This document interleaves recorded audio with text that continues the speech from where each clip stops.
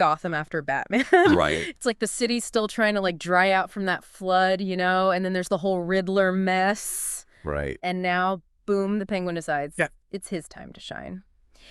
You guys know we love to get into all the nitty-gritty details you might have missed. Oh, we do? And you've been sending in tons of requests to break down the premiere of The Penguin, so we're doing a deep dive on After Hours. Yeah. That's episode 1. And we're going way deeper than your typical recap here. Oh, for sure. Especially since we've got these awesome insights from the Movie Mistakes podcast to dig into. Get ready, because this one doesn't waste any time. It gets intense right from the jump. Oh, absolutely. Right off the bat, we're talking about a serious power move. Penguin taking out Alberto Falcone.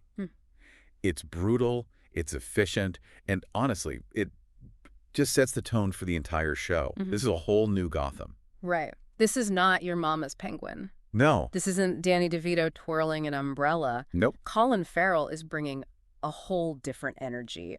Much darker. Yeah. You can practically feel the ambition radiating off of him. Oh, absolutely. Ruthlessness, just the way he carries himself. Yeah. And that's one of the things the source actually calls out. They describe him as cunning, ambitious, ruthless. Yeah. And you see it in every single scene. Yeah. But that opening, come on, that's just masterful. Farrell and the filmmakers, they knew exactly what they were doing.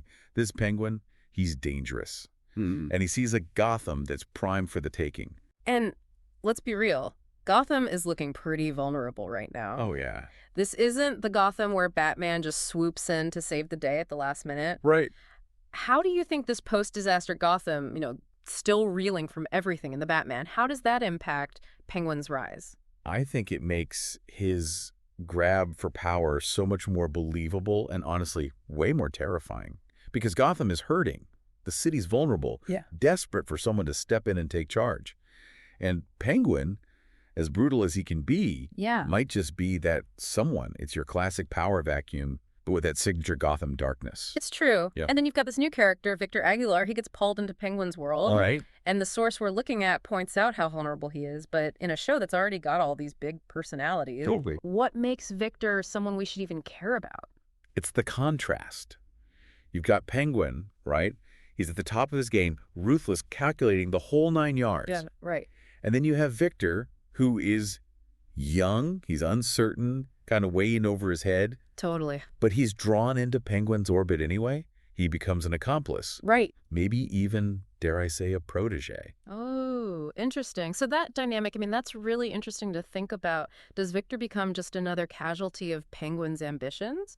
Or could he become a wild card? The podcast kind of hints that it could go either way. Oh, 100%. And it's that uncertainty that makes the Penguin so gripping. Because it's not just a power struggle. It's watching these characters make decisions that could either, redeem them, or completely destroy them. It's true. It's true. It's so good. And we can't forget about the other big name in Gotham. Right. The one who probably has a bone to pick with all this, Sophia Falcone.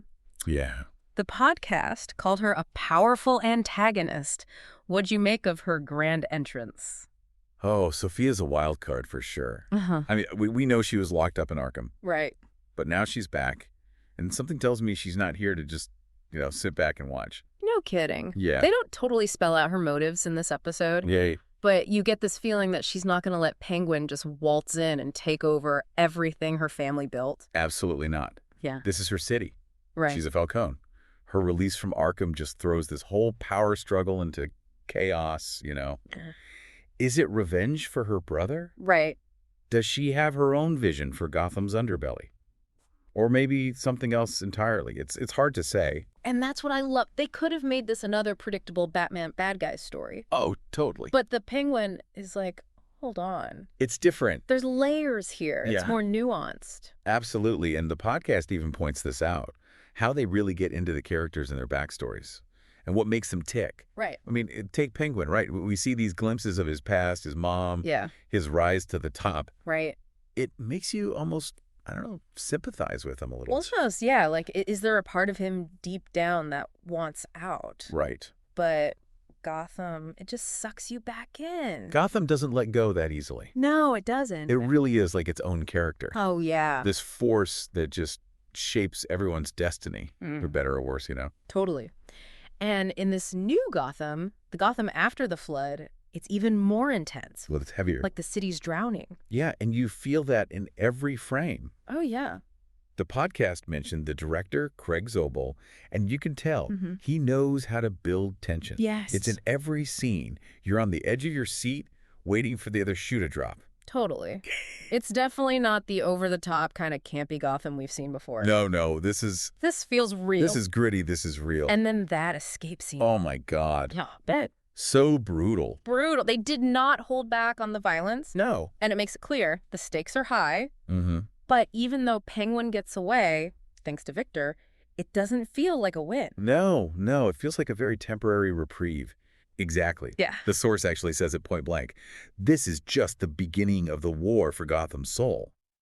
And with Sophia Falcone back in the picture, yeah, things are going to get messy. This isn't about turf or money anymore. Right. This is about legacy, about revenge, about the future of Gotham itself. It's true. It really makes you wonder, can Gotham ever really break free from its past? Right. Or is it always going to be caught in this cycle of, like, power grabs and revenge? That's the big question, Yeah. right? And what I love about the Penguin is that it doesn't try to give you easy answers. Right. Like, it makes you think about the nature of violence. Yeah, The pull that power has over people. it's true. And can someone like Oswald Cobblepot, can he escape that pull? Yeah, can he really change? The podcast talked about power and revenge being big themes. What do you think? Are those two things actually different, or are they kind of two sides of the same coin?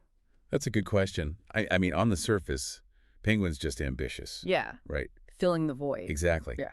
But then you see these moments, these glimpses of something else. Oh, yeah. Like this pain, this need to prove himself, maybe even some messed up love for his mom. It's true. It's like they make you feel for him. Right. And that's what gets me, because then it's not just another crime show, you know? It's more than that. You're invested in these characters, their choices. Totally.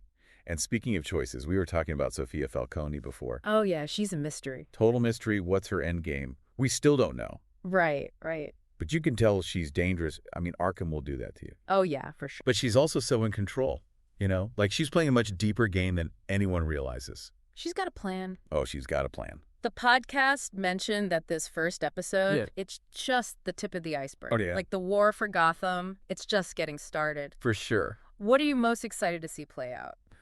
Honestly, I want to see how Penguin handles Sophia. Oh, good point. She changes everything. And what about Victor? Does he get caught in the crossfire? Or does he break free? Oh, that's a good one. And the biggest question of all, what happens to Gotham without Batman there to save them? Right. Can Gotham ever really be saved? It's a city drowning in its own darkness. It really is. Well, I think it's safe to say the Penguin is not pulling any punches. This is going to be a wild ride. Oh, absolutely. This is a top-tier TV right here. Yeah. Amazing characters, gripping story.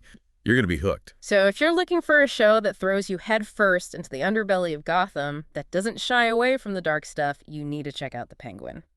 Seriously, go watch it. We'll be back next week with another deep dive, but until then, keep those theories coming, and we'll see you in Gotham.